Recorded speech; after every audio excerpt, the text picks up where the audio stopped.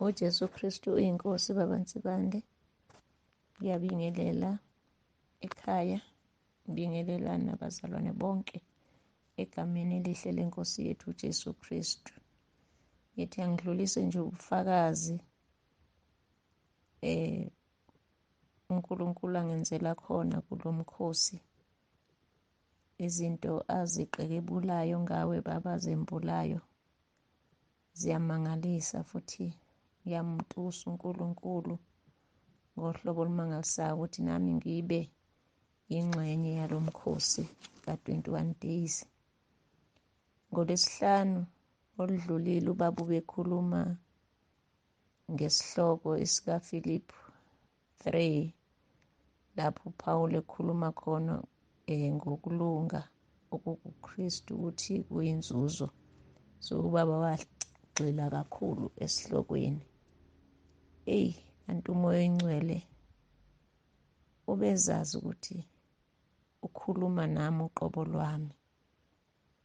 Ngazibona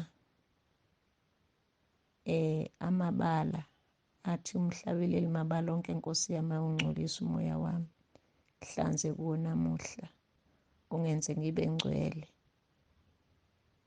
Ngasizwa isililo kimi, ngakuzwa ukuthi ngimubi kangakanani kuNkulunkulu.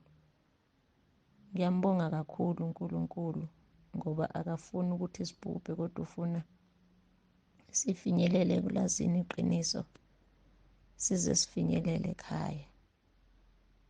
Ngiyambonga kakhulu uNkulunkulu. Ngithi uJesu Kristu uyinkosi. Amen.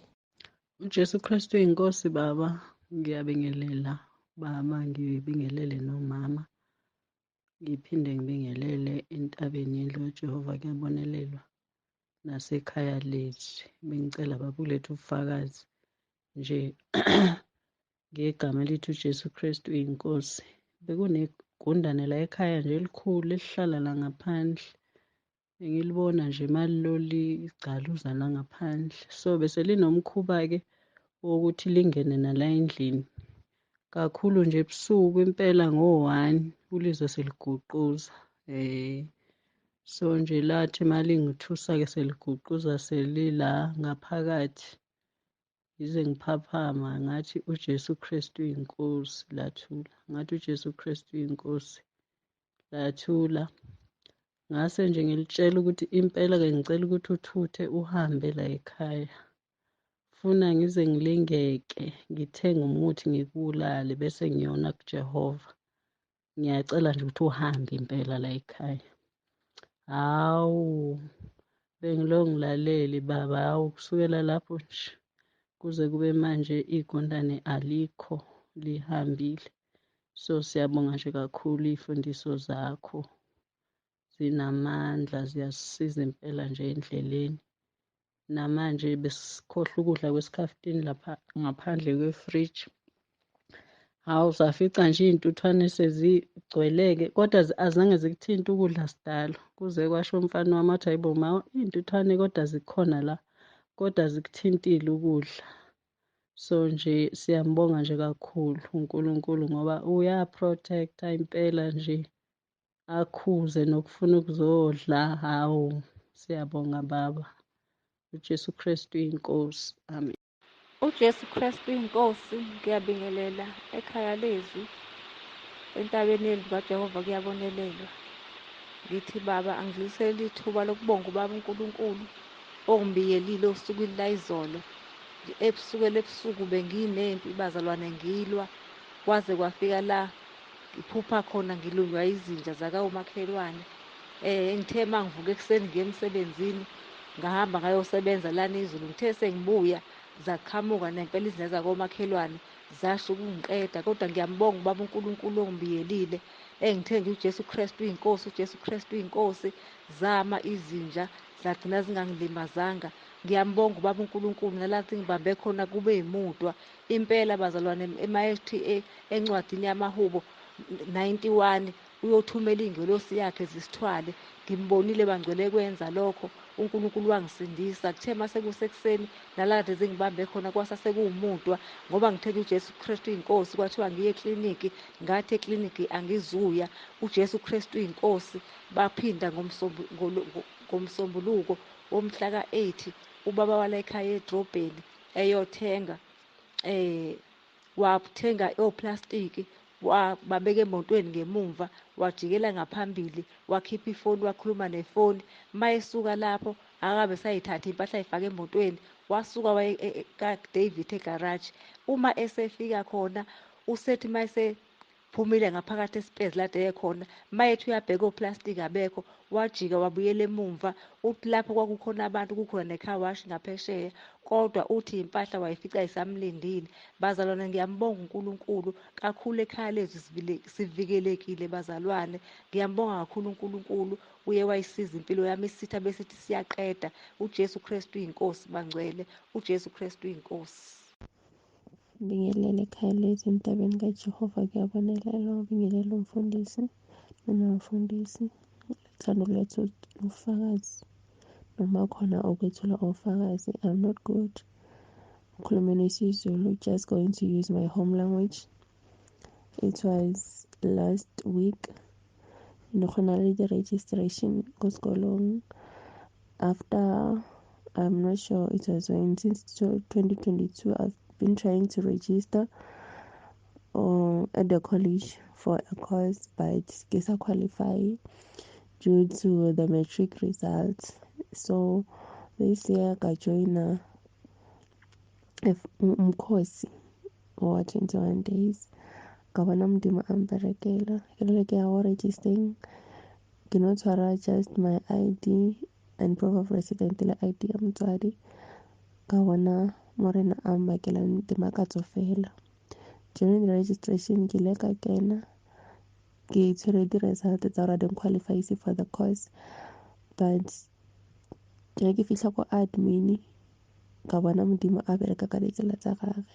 Ke ne ke rapela ka pelong ke re Jesu Kristu inkosi. Ka bona Modimo a diponagatsa ko admin, mola ba checka di-document tsa ka ba mpotsa gore says you don't qualify for this course. Ka gana ka re I do qualify for this course. Ke bla ka faita gore I know gore Modimo a go palelwe ke sire ke tlo kena. Ba re says change course o get another one, but deep inside I wanted this course. I said no, I won't change the course. It's either you take me for this course or you don't take me at all. And then mo reception, and then they sent me to another one. The other lady didn't even ask me whether you do qualify or not, but instead I was stamp ke move on, I do qualify without checking the documents. And I did move on. When I went to the hall to complete the registration, kakra another lecture input says I don't know or ofitile jwang ko reception, but you don't qualify for this course. But ka tswela pele ka pelong ya ka ka re o Jesu Kristu inkosi, I won't change the course. I went to another teacher and they told me this person really qualifies for this course because umaki streams are science. And that way, only that way, ka rapela ke re Jesu Kristu inkosi, I found myself registered for the course. Next week I'm starting my classes. Ka mantswe a ke re Jesu Kristu inkosi. Ke di leboneng le bukhosing ke re Jesu Kristu inkosi. uJesu Kristu inkosi. Ngiyabingelela babamtsibande mamtsibande ekhaya leZwi entabeni kaJehova. Kuyabonelela. Baba siyambonga kakhulu uNkulunkulu. Ngicela ukuletha ubufakazi nje. Kuthe kulamaviki aphelile ekusemini ngifunda izwi. Ngafunda izwi mangiqeda ngakhuleka, ngezwe mangiqeda ukukhuleka ngizwa ngiphathwa ubuthongo ngalala kusemini. Mangilala ngaphupha engathi ngihleli kwenye indawo ehlaza enotshani obuhlaza, lapho kunetafula engathi yisiganga nje akho, kunetafula. Itafula leli li-brown liyacwebezela. Ngafika ngahlala kuleli tafula. Mangihlala kuleli tafula esibhakabhakeni kwakungathi liguqubele linamafu, kodwa kwaba sengathi khona othi phakamisa amehlo akho ubone. Mangithi ngiyawaphakamisa asuka amafu, kwase kuvela isibhakabhaka. Ngale nkathi esuka amafu kwase kuvela incwadi ngathi ngiyaphuthuma, kwakhona othi phuthuma ufunde ngoba izawususwa. Ngaphuthuma ngathi ngiyafunda, ngabona ukuthi ngeke ngisayiqeda, ngavele ngehlela enzansi kwi-scripture sakhona. Mangibheka i-scripture sakhona sakwakho kubhaliwe Izenzo 3 kwase ngenzansi kwabhala u4 no7. Ngiyambonga kakhulu uNkulunkulu egameni likaJesu. Okunye nayizolo ngiye ngafunda emini, ngase ngilalela ubufakazi babantwana bakaNkulunkulu ngezwe ngiphathwa ubuthongo, ngase ngiyolala. Mangisalala ngaphupha nakhona futhi engathi ngikwenye indawo ngiyadumisa kakhulu. Abantu abenginabo bebehluleka ukubhekha, bagcine bengilekelela eculeni elilodwa base beyakhathala. Kodwa sengizwa amazwi eqhamuka phezulu, amazwi amnandi abengivumela kwindumiso ebengiyidumisa, ngadumisa ngaze ngaguqa phansi ngakhala. Ngithe ngabona kukhona omunye obethu uzongishayela insimbi, kodwa naye wagcina ekhathele. Ngezwa sekuqhamuka imelodi emnandi futhi iqhamuka phezulu. Kusuka lapho ngabona kukhona sekufika ubhuti wami owumfundisi, wafike wama ephethe iBhayibheli wangibuka. Wasesuka lapho wayohlala namanye amadoda engingawazi ukuthi afike nini, abesehleli phambi kwami egqoke into ezimhlophe. Bamnikeza iwashi, bathi akanginikeze, wanginikeza leli washi ebeliwugqense ngendlela yokuthi ngisho ungalishaya etsheni ngeke life. Ngiyambonga kakhulu uNkulunkulu kukho konke. Baba, siyakubonga kakhulu nawe ngezifundiso zakho. uJesu Kristu inkosi, amen. uJesu Kristu uyinkosi. Ekuseni ngiyabingelela kubaba uNsibande nomama uNsibande, abazalwane entabeni indlu kaJehova kuyabonelelwa, abazalwane ekhaya leZwi. Baba, ekuseni ngithanda ukuxolisa, sengidilithile, kusuke kweqa kakhulu, kwenzeka ne-voice call angazi kanjani. Ngiyaxolisa baba kakhulu, ngicela uNkulunkulu angixolele ngingabi isikhubekiso, ngoba liyashisa lenkosi lithi maye isiza ngayo isikhubekiso.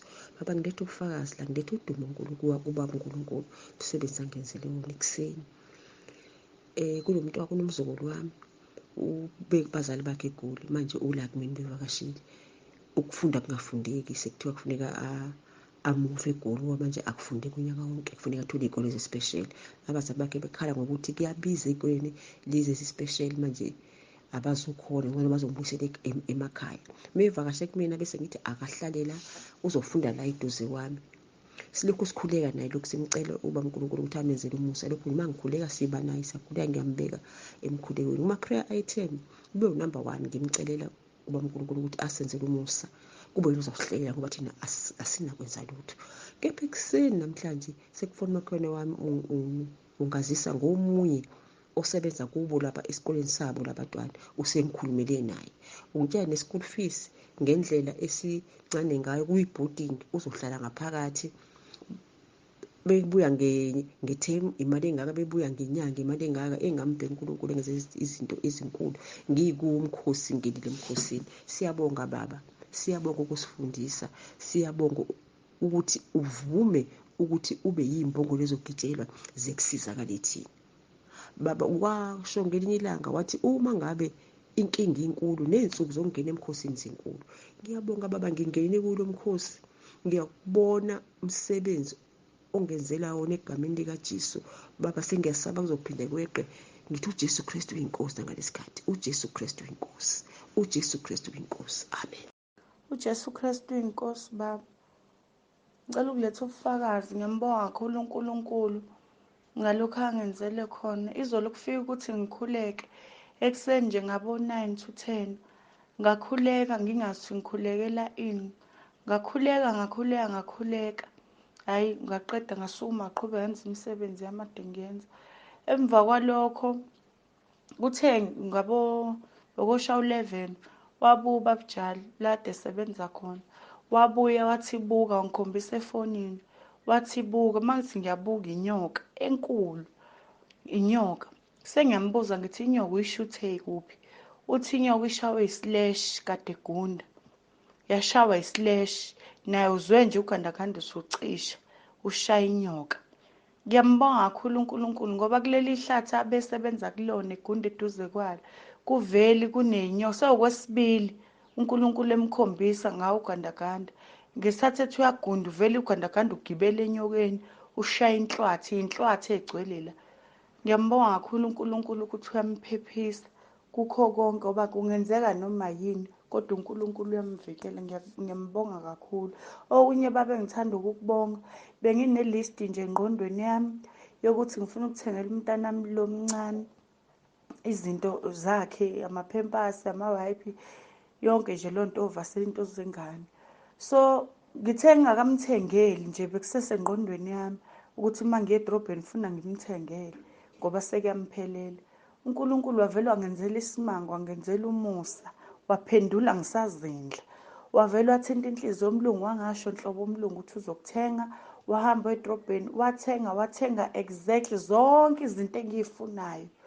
Wathenga ngisho amaphempasi, ngisho usayizi. Kuyisimanga ngoba ngikaze ngimtshele nohlobo lwamaphempasi engilisebenzisayo. Ngiyambonga kakhulu uNkulunkulu bami. Ngithi nje uJesu Kristu uyinkosi, uyalimela uNkulunkulu izwi lakhe, uNahume 1:7. Jesu Kristu uyinkosi. Ngiyabonga. Amen. Ngibingelele ubaba uZibande, ngibingelele umama egameni elihle lenkosi uJesu Kristu, ngibingelele nasentabeni endlu kaJehova kuyabonelelwa, ngibingelele nasekhaya leZwi. Xolise nokufaka i-voice note eyeqa isikhathi. Kunalo mbono baba ngubonile bengalele bese ngivukile kwase kuthi zibaba ngabona lo mbono ngihamba indawo ende ngingazi ukuthi ngiyakuphi. Ngathi bese ngifika kulezo ndawo kodwa ngidlula abantu abaningi.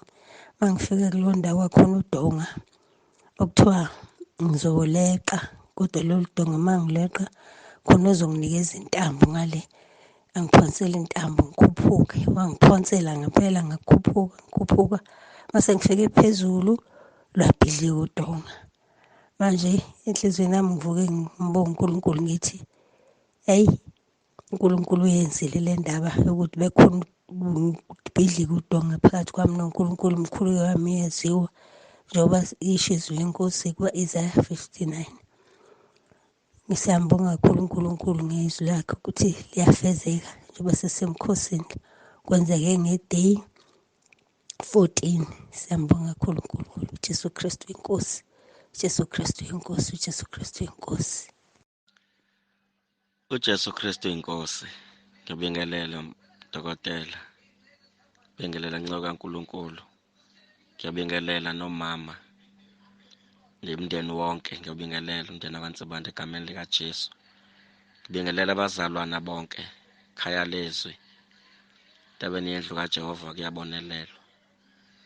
Ngiyoloko ngimphakamisile uJesu, ngimbonga kakhulu ngezinto ezenzakalayo ngokuvuma kwezono kwami.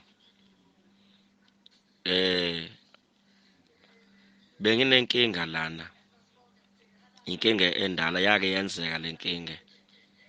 Ngisahlala empangeni, lenkinga ongalali. Ngiyakhumbula nje ukuthi khona omnye umzalwana owazi waninikeza amapilisi okuthiwa amapilisi okulala, angikaze ngiwasebenzise. Ngingalali inhlobo nje, mhlawumbe kanye mangilale 2 hours emva kwalokho kuyoze kuse. Kwahamba yaphela leyo nto. Kuthe ngosengila eMaritzburg, kwafika nakhona ngahlala nje kungenzekile ukuthi ngizilalela nje kahle. Kuthe nje ngosekusondela lezi insuku, amasonto zofana ngivuma izono, kwabuya buthongo ebusuku buphele buthi nya. Ngilale mhlawumbe 1 hour, ngiyohlala kuyoze kuse.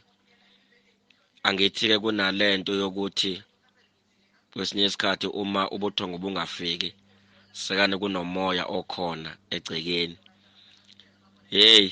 Ngiyovuka ebusuku nami ngibambe lokho phela, ngivuka ebusuku ngithandaze, ngikhuza umoya ongcolileyo, lutho akwenzeke lutho, ngiphinde ngiqhubeke ngingalali. Kanti akho moya ongcolileyo. Umoya ongcolileyo ula kimi, ilezi izono ezudonga elingalihlambulukanga okufanele ngisihlambuluke. Ngithe ukuhlambuluka kwami izono, ngilala ubuthongo obumnandi ngendlela esimangaliso. Ngiyaphaphama njengenjwayelo, ngibuye futhi ngibuye ngilale nginokuthula enhlizweni yami, nginokuthula emoyeni, ungathi ngisanda kwamukela uJesu. Yonke lento ke lokhu ukuthula kwenziwa yini? Kwenziwa ukuthi sengidilizile udonga lezono. Ngiyambonga uNkulunkulu, ndoda kaNkulunkulu, ngawe Baba. uNkulunkulu akuvusile kulesi sikhathi, wakuvusela thina. Ngiyambonga kakhulu uJesu. Ngawe ndoda kaNkulunkulu ume njalo. uJesu Kristu inkosi. Amen. uYesu Kristu uyinkosi. Ndiyabulisa umtata nomama uNzibande ngelihle igama lenkosi yethu Yesu Kristu. Ndibulisa ibandla lonke ngelihle igama lenkosi yethu Yesu Kristu. Amen. Ndinale testimony apha. Ndasend imessage ngoku ii-exams beseziqalile apha towards the end of the year, ngoDisemba. Ndisendele utata uNtsibande because my daughter usafarishile kakhulu. I think zii-attacks ezi-spiritual. She suffered so much and I suffered so much ngenxa yaloo nto leyo, because ibim-affecta kakhulu le nto, and then ya-affecta nje bonke ubomi bakhe. Waluza i-interest kuyo yonke nje into ngaye, waluza ne-focus yakhe nangamaphupha akhe, izinto bezixela uba uzawuzenza ngobomi bakhe. Ngoku ndasendela utata uNtsibande imessage ndimchazela ngesimo sakhe. Andizungena kakhulu because it's a long story, but ebebhala ii-exams ebengastatishi kwa ustatisha, ebeyiva i-subject ezobhalwa ngolo suku xa ezawuphuma siye esikolweni eyobhala. Bekungona buza kuzobhalwa ntoni, atshekisha kobhalwa ntoni akayazi because zangaqalisi kwa ustatisha. Qonda ndine-stress because uba umntana athende unyaka wonke aze ke ngoku afeyilishe unyaka mde kakhulu, ibizamdiscouraja kakhulu loo nto leyo because unyaka mde kakhulu. But kwenzekile ukuba apase by the grace of God. Uba yenzeke njani naye akazi, uthi ebecinga phambi ufeyilishile but upasile. uThixo ndiyamdumisa kakhulu okukwenza kwakhe, izibongo zonke zimfanele. Ndibulela utata uNtsibande ngokusifundisa kwakhe ukuthandaza, uba sikwazi uthandaza, because wayewanikeza abaseRoma ukuthi amane ethandaza, but wayengafuni uthandaza. But ndadicide uba asizuyimenza ngexesha elinye, umntu uzoba ne-10 yakhe. Ndithandaze then naye athandaze ngeyakhe 10, because wayevele athi ulathi cwaka but zange abe na-choice, ebesenza ngolo hlobo.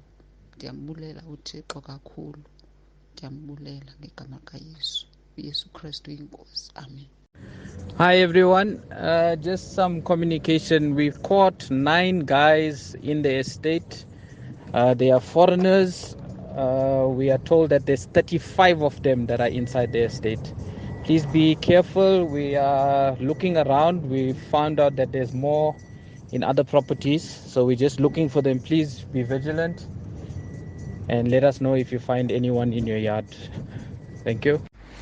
uJesu Kristu uyinkosi. Baba, ngicela ukubingelela ekuseni ninomama, bingelela abantwana bakaNkulunkulu bonke abakhona ekhaya leZwi nasentabeni yendlu kaJehova kuyabonelela. Baba, ngicela nje ukuthula ubufakazi. Siyambonga uNkulunkulu osenzela umusa futhi osithandayo ngey'khathi zonke. Umfana wami ubeyokwenza i-passport ngo-day 3 sisemkhosini, kwangalunga kwathiwa amakhompyutha offline, wahlala kwaze kwantambama, waphinda nangakusasa waphindela ngo-day 4, kwangalunga futhi. Wase-decide ukuthi ngo-Friday yahamba empangeni ayokwenza khona. Baba, uthi wafika ekuseni ngabo-4 waba unumber 1. Bakhuluma-ke omabhalane ukuthi uma ngabe ungabhukhile nje ngeke uzuwenze. Waxhuma omunye umfana wayefunda naye e-DUT, wathi lo mfana, hhayi ngizokutholela ulayini kodwa fanele ukhokhe u-300. Eyi wathi engifonela baba ngavele ngakhuleka ngathi nje Nkosi angifuni umfana wami ahamba aye eThekwini ayodizela indaba ye-passport ngoba wena ukudiza ukufuni kuphambene nentando yakho. Ngavele nje ngasho lawo mazwi ngathi akakhuleke imikhuleko le engangimsendele yona uRoma 10:9 alokhu ethi uJesu Kristu inkosi kuzokwenzeka. Nangempela baba ngiyambonga uNkulunkulu wangenelela ngoba kwavele kwatikila omunye umfana owayehlele eduze kwakhe ayibhukhile ezokwenza i-ID wavele wadikila umabhalane membuza ukuthi hawu iphi i-ID copy kama wakho wavele wathi hayibuza kumama phela wathi lo bhuti hayi ungani wena ozokwenza wena phela fanele ukhulume noma wakho. Ngambuka uNkulunkulu engifohlela baba ngomntwana wami wadikila wavele wathi umabhalane number 1 ongabhukhile akeze wavele wangena umfana wami wamenzela i-passport wamenza ku-day 5 sisemkhosini kuthangi nje baba beyoyilanda i-passport ubuye nayo. Ngiyambonga uNkulunkulu baba ngiyambonga ungenelele nje kakhulu nemali ngoba ufuna ukwenza ney'fundo lezi zasemanzini imali baba bengibona ingahlangani kodwa ngibona iyahlangana manje khona nomunye umfana kabhuti othe nje mangabe kukhona imali eshodayo uzomgcwatsela ngayo. Ngibona nje baba kuyahlangana. Ngiyambonga baba uNkulunkulu ngiyambonga uNkulunkulu ngiyamdumisa kakhulu ngey'mfundiso baba osifundisa zona. Ngiyambonga uNkulunkulu ngathi uNkulunkulu baba engakusiza akusikelele nomndeni wakho nomsebenzi kaNkulunkulu owuphethe uJesu Kristu inkosi. Amen. Jesu Kristu inkosi awumfundisi ngithanda ukumbonga kakhulu uNkulunkulu angenzela khona kulo mkhosi kuyamangalisa. uNkulunkulu ngenzela nje izinto eziningi ngohlobo olumangalisayo. Bona nje enkonzweni uNkulunkulu wenza izimanga iviki neviki kunabantu abasizakalayo. uNkulunkulu usiza abantu abanye esebethi bayishiya imizi yabo ngenxa yenhlupheko, kodwa uNkulunkulu enze umusa. Ngibakhulekele, ngibaluleke, babuyele emakhaya abo bethokoza. uNkulunkulu ushintsha izimo. Ngiyambonga uNkulunkulu ngohlobo olumangalisayo ikhaya lami. uNkulunkulu ungenzele umusa umntwana wami obengihlupha ngohlobo olumangalisayo.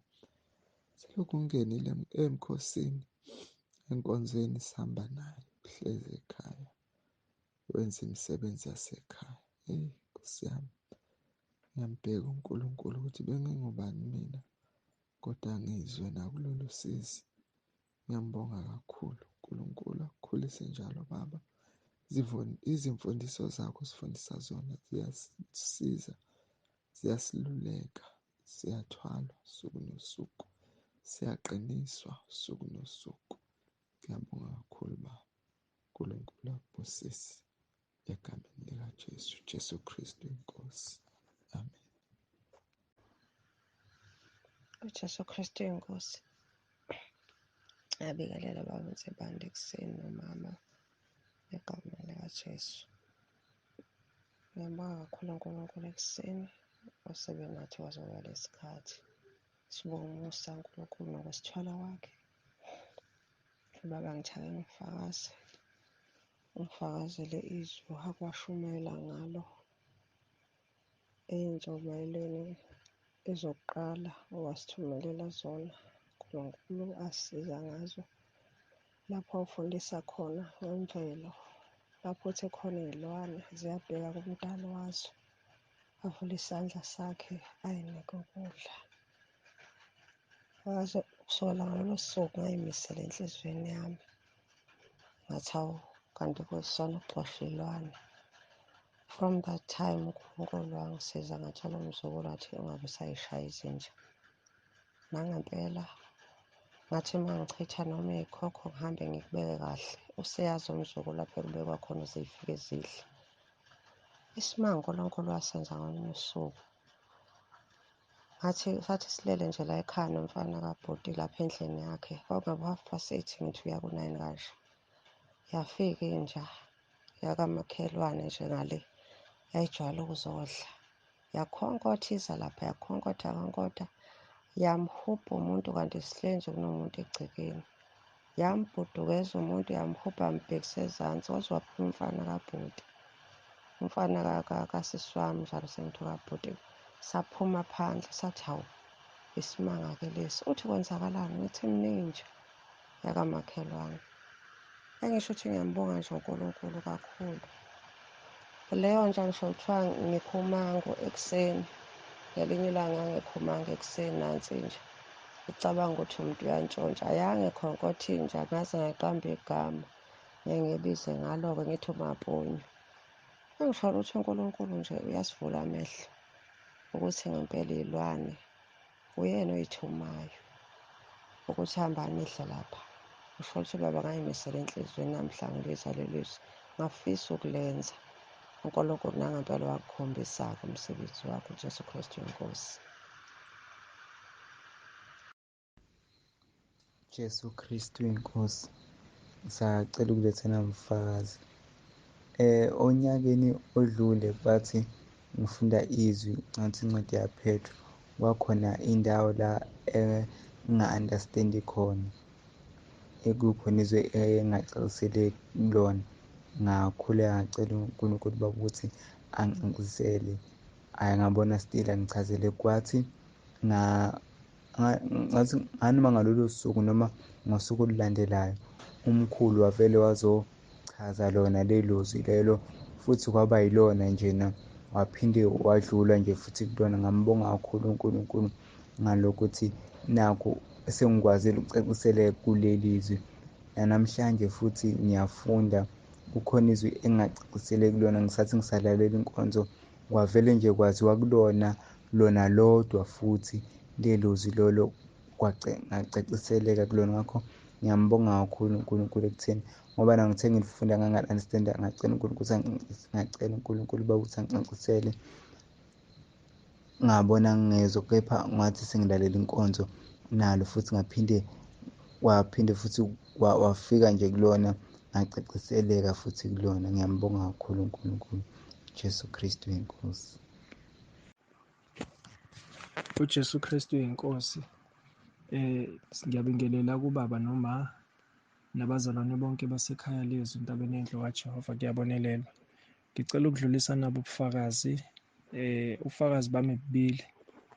Kuke kwanesikhathi la ngigulelwa khona ingane, bikhohlela nje ngenxa yokuthi bezivule ifeni kuze kuse, siphephetha ukushisa kanye nomaskito. Kusho ukuthi ingane iyashawa yifeni ezagcina isicinana, yakhwehlela ebusuku. Ngaphenduka indlela ayikhohlela ngayo, ayikhohlela kabuhlungu. Ngavesane ngabeka isandla nje la esiphongweni sayo, ngathi uJesu Kristu inkosi, uJesu Kristu inkosi, uJesu Kristu inkosi. Kwaphinda futhi kwathula, kwabuya ukukhwehlela. Ngaphinda ngasibeka isandla, ngathi uJesu Kristu inkosi, uJesu Kristu inkosi, uJesu Kristu inkosi. Kwanqamuka semthamo kuphela, kwaze wayenayo ngakusasa ayiphindanga yakhwehlela. Okwesibili, unkosikazi ubehlushwa isinye njalo uma ngabe liguqubele kumakhaza noma lina izulu, siyamhlupha nje kakhulu. Ngikhuluma ngento yeminyaka esimphathile, phila ngamaphilisi nje. Malike nje laguqubala izulu, ngoba kusake kwatholakala i-cloth ye-cancer esibelethweni noma esinyeni sakhe, so bamhlinza bayikhipha. Bekuyi-prayer item yami le. Isike samphatha-ke sikhona emkhosini, lingaguqubeli ilanga libalele. Bekuqala-ke ukwenzeka lokho, kanti uNkulunkulu usemsebenzini, uyasebenza. Kwasithusa nje nalokho ukuthi hawu, lathi libalele ilanga wazophathwa yisinye. Hhayi, ngakhuleka ngathi ngeke ngize ngi-give up. Ngakhuleka. Sikhuleka abaseRoma 10:9, lo wangoMashi. Ngawubeka kuyena la, ngathi akalala abheke phezulu, ngasibeka khona la elokhunjaneni ifoni. Ubaba wakhuleka. Ngase sengilande namaphilisi efamasi. Yes, wawaphuzanga amaphilisi ngoba ubuhlungu base bungaphezulu, kodwa ngitshela ukuthi wawagcina ngalelo langa ukwaphuza kanye kuze kube manje. Njengamanje izulu liyana liguqubele kumakhaza, kodwa nje asinalutho isinye. Ngikhuluma ngento eminyaka lento isimenzile. uJesu Kristu inkosi. Siyambonga kakhulu uNkulunkulu, sithi uJesu Kristu inkosi, uJesu Kristu inkosi, siyabonga kakhulu. Sicela ubingelela ubaba uNsibande, umama uNsibande, abazalwane bonke egameni lethu uJesu Kristu. Ngithi uJesu Kristu inkosi, uJesu Kristu inkosi. Ngimbonile uNkulunkulu esebenza ekhayeni lami nakubantwana kukho konke. Mangena emkhosini ngiyambona uNkulunkulu ephendula. Sengifundile ukungena emkhosini okwangempela nokuphenduka kwangempela ukuthi kuyavuza, ngithola umvuzo ngalokho ngokuvuma izono zami kulunga impilo yengane, ingane eziphile zingaguli. Ifamily yami ilungisiswe, ifamily yakwethu zalungisiswe, yonke into iyalunga ngokuvuma kwami izono zami nokuphenduka kwami. Mangiphenduka from ngaphakathi nengqondweni yami nasemcabangweni yami nakuyo yonke into, uNkulunkulu akaguquli kuphela ingqondo yami, uguqula nomhlaba engiphila kuwo nama-situations nendlela nje yokuhandlisha each and everything uyayiguqula uNkulunkulu. Ngiyabonga kakhulu ukuthi siphiwe ubaba uNsibande esikhathini nje esibi kangaka, umhlaba usushintshe kanje. Ngibonga nje ukuthi ngitheste ubumnandi bezulu uJesu engakafiki, engakadluli lo mhlaba, ngisakule nyama, ngitheste nje ubumnandi bezulu ukuthi ezulwini uphila kanjani. Ngiyambonga uNkulunkulu, ngibona umusa, engenzela umusa nje, into ebingangifanele mina ngiyisoni kangaka. Ngelinye ilanga ngithe ngisemkhosini ingane ngingekho nje, ingane zangifona zathi mama umntwana uyagula, iy'nyawo zakhe igoqekile. Ngafika ingane iyagula injani, isijuluka imanzi, sezowayichamela egoqeke iy'nyawo, engazi ukuthi umuntu okhubazekile. Uma uthi uyayistresha scream umntwana esejuluke emanzi. Ngagijima ngathatha umthandazo, benginganayo ifoni-ke ngaleso sikhathi-ke. Ngacela umthandazo, fonela umzalwane, ngicela ungithumele umthandazo kaBaba uNsibande. Ngithumela umthandazo, ngathandaza ngathi uJesu Kristu inkosi, uJesu Kristu inkosi. Kwenzeka umntwana wasukuma. Bazalwane, ngibonga nje ukuthi mina I can pray, uNkulunkulu angizwa ngiphendule ngaso leso sikhathi ngale faith enginayo. Ngiyambonga uNkulunkulu bazalwane, anazi into angenzele zona inkulu zesabeka, ipeace engitholile la ekhaya, nokwazi nje ukuthi uNkulunkulu ukhonzwa kanjani, ukhuleka kanjani, uthandaza kanjani, kunikela kanjani, inhliziyo yakhe iba kanjani mawunikela bese utholani. Ngiyabonga bazalwane, kuningi nje uNkulunkulu angenzele khona. Physically yonke into ilungisisiwe empilweni yami, ilungisisiwe nje nasemoyeni wami, ngikhulile. Ngiyambonga Ngiyabingelela ubaba umpostoli noma umpostoli, abazalwane bonke basekhaya leZwi nabasentabeni yendlu kaJehova kuyabonelelwa. Baba ngicela ulethe ubufakazi, ukufakaza ngamandla kaNkulunkulu. Izolo ngomhla ka-16 bengise-airport ngiza eThekwini eKing Shaka.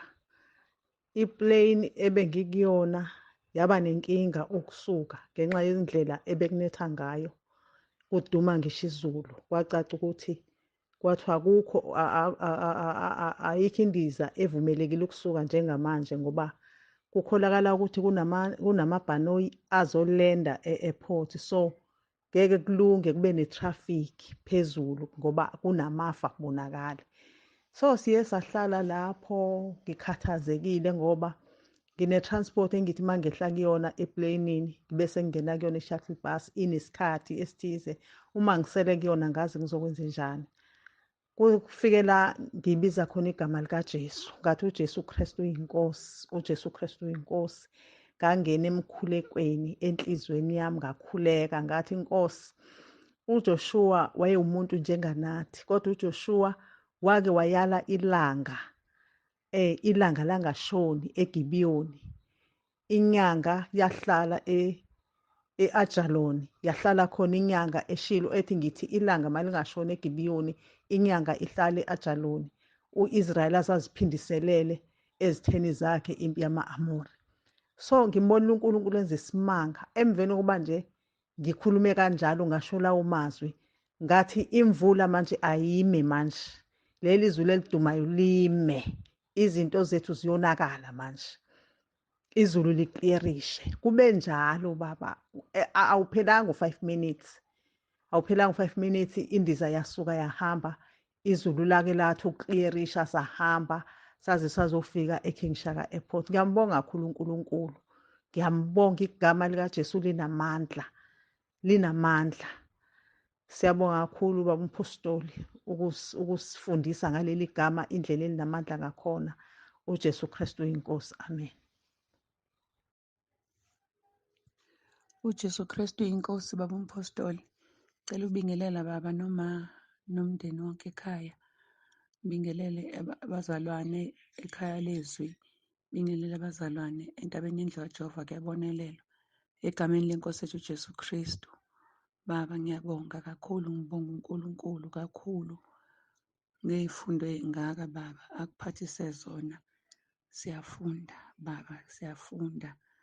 Ngampela siyakhula kumoya. Ngampela siyakhula ekumazini uKristu. Ngampela uNkulunkulu nanamhlanje usifundisa ukuphenduka ukusuka ngaphakathi. Siyabonga baba. Siyambonga uNkulunkulu kakhulu ngawe baba ukuthi akusebenze kangaka ey'mpilweni zethu. Siyabonga baba. Ngiyakhula ngampela uNkulunkulu ngiyambonga. Yabona baba ngake ngaba nokuthi ngizongena kanjani emkhosini ngoba ngiyasebenza. Angikwazanga ukuyithola i-leave kodwa nje ngoba endaweni engisebenza kuyona inobungozi uma ungadli. Ngathi Nkosi, nguwe ongivikelayo, angivikelwe ukudla. So nje ngiyambonga kakhulu uNkulunkulu, cishe ngaphuthela uma kuthiwa ngangavumela lowo mngabaza lokho. Ngiyambonga kakhulu uNkulunkulu baba, izinto uNkulunkulu ayidilivayo empilweni yami njasi kulo mkhosi. Ngibonga ubuhle bakhe, ubukhulu bakhe. Ngiyambonga kakhulu uNkulunkulu nje, ngiphakamise ukumbonga uNkulunkulu nje ukuthi asithwale kangaka kuze kube lolu suku lwanamhlanje. Hhayi impela ngithi udumo kuye uNkulunkulu kweliphezulu nokuthula emhlabeni kubantu abathokozelwa nguye. Kungumusa lo phezu komusa.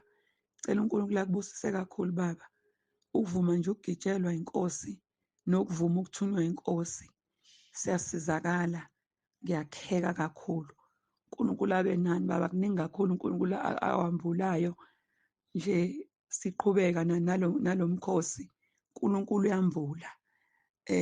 Konke ukuthi sihlale kuye kanjani masifuna ukungabi ngabaliwayo. Siyambonga kakhulu uNkulunkulu. uNkulunkulu akubusise bamphostoli nomndeni wonke, nomama nomndeni wonke, nabangcwele bonke. uJesu Kristu uyinkosi. Amen.